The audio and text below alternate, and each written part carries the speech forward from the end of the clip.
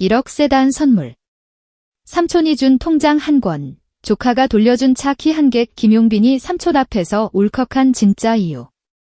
사람의 마음에는 숫자로는 환산되지 않는 단위가 있다. 어느 날 오후, 번쩍이는 검은색 차체가 오래된 대문 앞에 조용히 멈춰섰다. 엔진은 이미 꺼져 있었지만 묵직한 울림이 골목의 공기를 흔들었다. 운전석에서 내린 이는 무대에서 수만 개의 조명을 받아온 가수 김용빈이었다. 그는 광고 촬영장에서도 생방송 스튜디오에서도 보지 못했던 표정으로 미소를 지었다. 삼촌, 늘 고마웠어요. 이건 제 마음이에요. 그리고 손바닥 위로 길게 눕혀진 은빛 차 키 하나. 세상은 그것을 선물이라고 불렀지만 그 순간 당사자들의 가슴 속에서는 다른 이름으로 불리고 있었다. 빚을 갚는 약속, 눈물의 영수증, 끝내 전하고 싶었던 고백.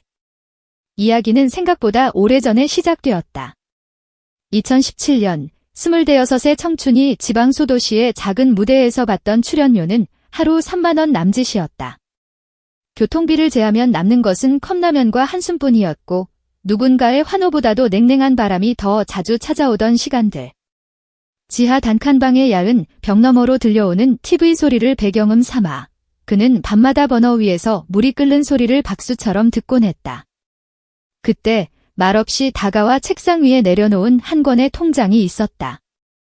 삼촌의 손이 남긴 종이보다 따뜻한 무게. 이건 내가 포기하지 않게 하는 돈이다. 나중에 성공하면 그냥 한번 안아줘라. 그걸로 충분하다. 그 문장은 거대한 스피커보다 더 크게 그의 가슴을 울렸다.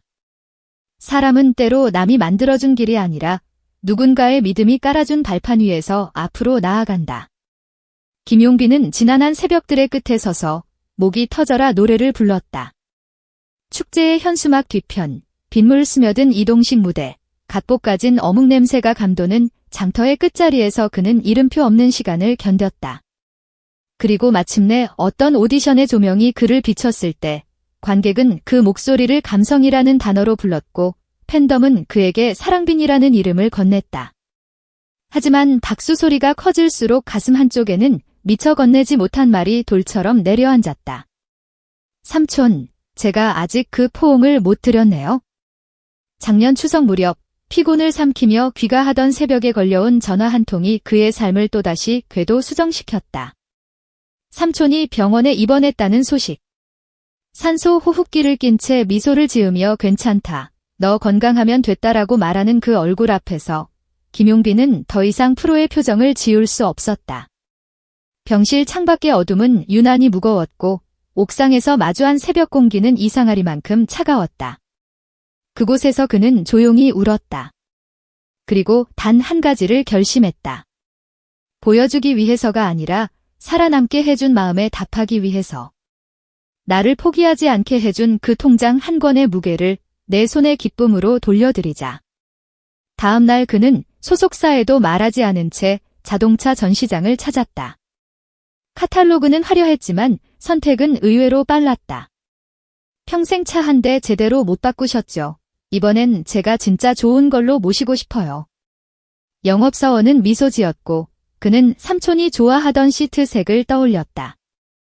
따뜻하고 단정한 색감, 장거리 운전에도 허리가 편안한 질감, 라디오에서 클래식이 흘러나올 때 헤드룸이 잔잔하게 공명하는 오디오, 오디오는 취향이 분명한 분이에요. 그러니 이걸로 해주세요. 작은 진동이 그의 손끝을 타고 흘렀다. 옵션 하나하나를 고르는 그 시간이 마치 오래 미뤄둔 편지를 한 글자씩 적어 내려가는 순간 같았다. 출고까지 한 달 그동안 스케줄표에는 작은 문장 하나가 추가되었다. 월요일 오후 2, 삼촌 방문. 그날이 왔다. 골목길의 먼지가 햇빛에 반짝였고 낡은 대문 앞마당에는 빗자루질 소리가 바람과 섞여 흐르고 있었다. 서서히 다가오는 검은 세단 한 대. 누구 차야, 연예인이라도 오나, 농담 반 진심 반의 말은 차문이 열리는 순간 멈췄다. 운전석에서 내린 조카는 무대의 왕자도 프로그램의 스타도 아니었다. 그저 가족의 이름으로 돌아온 한 사람. 삼촌, 늘 고마웠어요. 그는 말 대신 은빛 열쇠를 내밀었다. 삼촌 차예요. 저 이제야 갚아요. 그때의 그 말 기억하시죠? 안아 달라고 하셨잖아요. 두 사람은 말없이 껴안았다. 어깨에 떨림이 전달되었고 눈물은 둘의 체온을 하나로 데워주었다. 가족이 찍은 짧은 영상은 곧장 바다를 건너는 돌멩이처럼 SNS에 파문을 던졌다. 진짜 효자 가수다라는 환호가 스크롤을 타고 솟구쳤고 요즘 다 이미지 관리하라는 냉소가 그 옆에서 이를 갈았다. 언론은 황태자의 사치 논란이라는 제목을 달았고 댓글창은 정의의 심판을 자처하는 이들과 망설임 없이 품으려는 이들의 줄다리기로 팽팽해졌다. 그가 선택한 답은 침묵이었다. 단 한 줄만 남겼다. 이건 가족의 이야기입니다. 세상은 오해할 수 있어도 마음은 진심이니까요. 짧은 문장이었다. 그러나 그 문장은 또 하나의 연주였다. 소라는 잠시 휘몰아쳤고 침묵의 공백에서 사람들은 자신의 마음을 들여다보기 시작했다. 며칠 뒤 전파를 탄 삼촌의 목소리는 잔잔했지만 멀리 갔다. 그 아이는 늘 진심이었어요. 나한테 이런 선물을 할 줄은 몰랐지요. 사실 돈보다 마음이 고맙죠. 그는 사람을 잃지 않아요. 한 세대가 동시에 고개를 끄덕였다.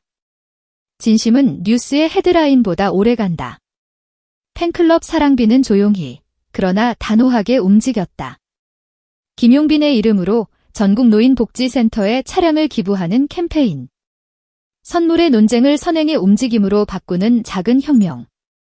별처럼 흩어져 있던 팬들의 마음은 하나의 궤도를 그리며 빛났다. 우리는 그 마음을 사회로 나누고 싶어요. 선물의 끝은 늘 또 다른 시작이라는 것을 팬들은 누구보다 잘 알고 있었다. 그럼에도 질문은 남는다. 왜 하필 지금, 왜 이렇게 비싼 선물인가? 그 답은 숫자에 있지 않다. 1억이라는 표면의 광택 뒤에는 지하 단칸방의 어둠과 옥상 새벽의 차가움, 낡은 라디오의 따스함과 비에 젖은 축제 플래카드의 냄새가 겹겹이 붙어 있다. 세상은 결과의 크기를 헤아리지만 당사자는 과정의 길이를 기억한다. 그 길이 길수록 감사는 더 단단해지고 표현은 더 담대해진다. 게다가 그는 계산이 아닌 약속으로 이걸 준비했다. 언젠가 꼭 그 품에 안길 그 포옹을 이제는 내가 먼저 건네고 싶었다.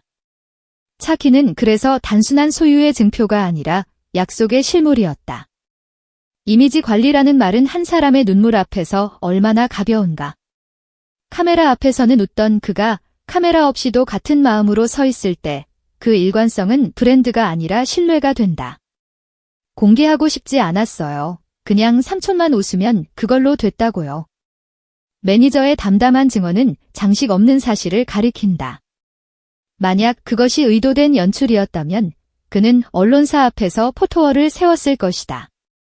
그러나 그날의 무대는 골목의 햇빛이었고 관객은 가족이었다. 보여주기보다 느끼기를 택한 사람에게 진심은 마케팅의 언어가 아닌 기억의 언어로 새겨진다. 한편으로 이 사건은 오늘 우리의 시선을 비춘다. 우리가 타인의 선의를 바라볼 때 먼저 의심부터 꺼내 들게 된 시대의 습관. 누군가를 올려세우는 손보다 끌어내리는 손이 더 빨라진 피로의 언어. 그 가운데서도 단 한 줄의 문장으로 선을 그은 그의 선택은 무대 위에서가 아니라 무대 밖에서 더 큰 박수를 받았다. 이건 가족의 이야기입니다. 이 선은 배제의 언어가 아니었다.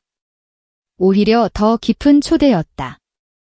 사생활이라는 울타리를 존중해달라는 요청이자 대신 나는 노래로 내 마음을 다 보여주겠다는 예술가의 낙지만 가장 강력한 선언. 생각해보면 모든 노래에는 열쇠가 있다. 후렴구를 열어젖히는 키 체인지처럼 한 사람의 삶에도 음을 바꾸는 순간이 찾아온다. 통장 한 권은 절망의 음조를 희망의 키로 전환한 첫 열쇠였고 세월을 돌아 건네진 차키는 그 조율에 대한 답가였다. 잔고 영원의 무력감에서 1억의 울림으로 숫자는 달라졌지만 본질은 동일했다.